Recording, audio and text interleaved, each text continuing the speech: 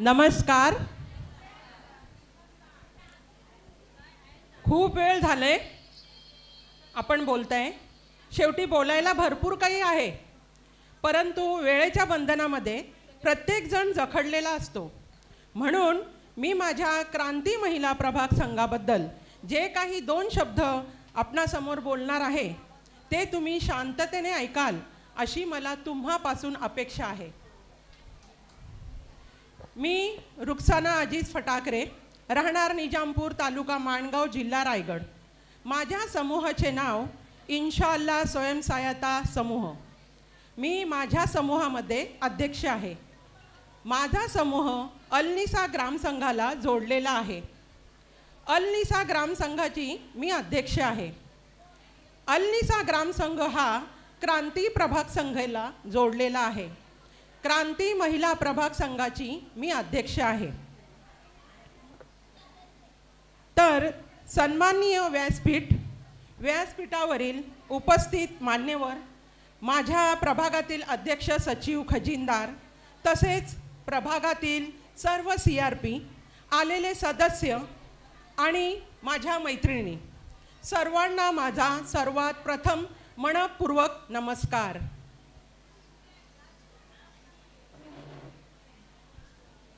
तर आपला प्रभाग संघ हा आपला तालुक्यामध्ये आदर्श प्रभाग संघ म्हणून निवडला जातो.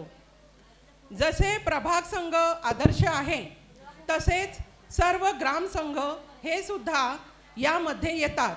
त्यामुळे आपण सर्वांनी आपल्या ग्रामसंघाचे कार्यालय कशा पद्धतीने करून घेता येतील याकडे लक्ष दिले पाहिजे.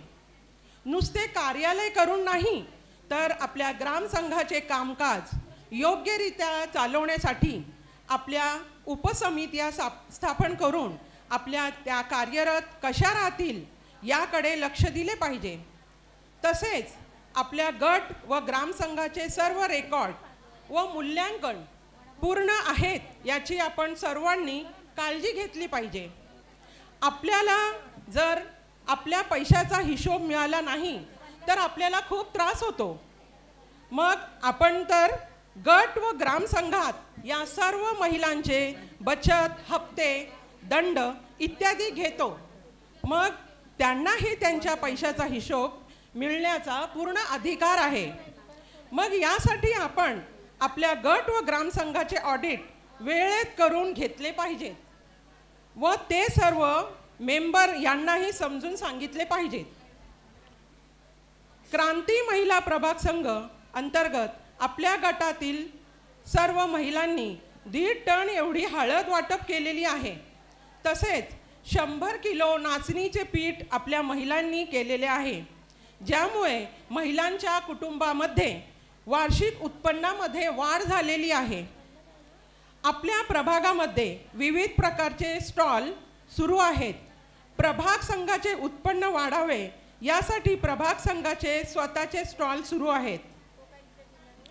आपल्या प्रत्येक कुटुंबाचे आर्थिक उत्पन्न कसे वाढवता येतील यासाठी आपला प्रभाग संघ नेहमीच प्रयत्न करत आहे. तुम्हाला तुमच्या ग्रामसंघ अंतर्गत कोणताही प्रशिक्षण लावायचं असेल तर आपण आपल्या ग्रामसंघामध्ये चर्चा करायची व आपल्या पदाधिकारी यांच्या मार्फत ते प्रभाग संघामार्फत पोहोचवा. आपण त्यावर नक्कीच प्रयत्न करणार आहोत. आपल्या प्रभागामधील शेतकरी महिलांनी मिळून सात्विक महिला शेतकरी उत्पादक कंपनी स्थापन केलेली आहे. याची माहिती आपल्याला सुद्धा सर्वांना हवी आहे. पण ती कंपनी जो व्यवसाय करेल त्यात आपण सर्वांनी मिळून त्यांना साथ दिली पाहिजे. उमेद अभियानाने आपणाला सर्वांना दशसूत्री दिली. आपण त्यातील फक्त पहिल्या 5 धनाच्या सूत्रावर काम करत आहोत. मात्र हे बचत गट नाहीत हे अजूनही काही महिलांच्या लक्षात येत नाही.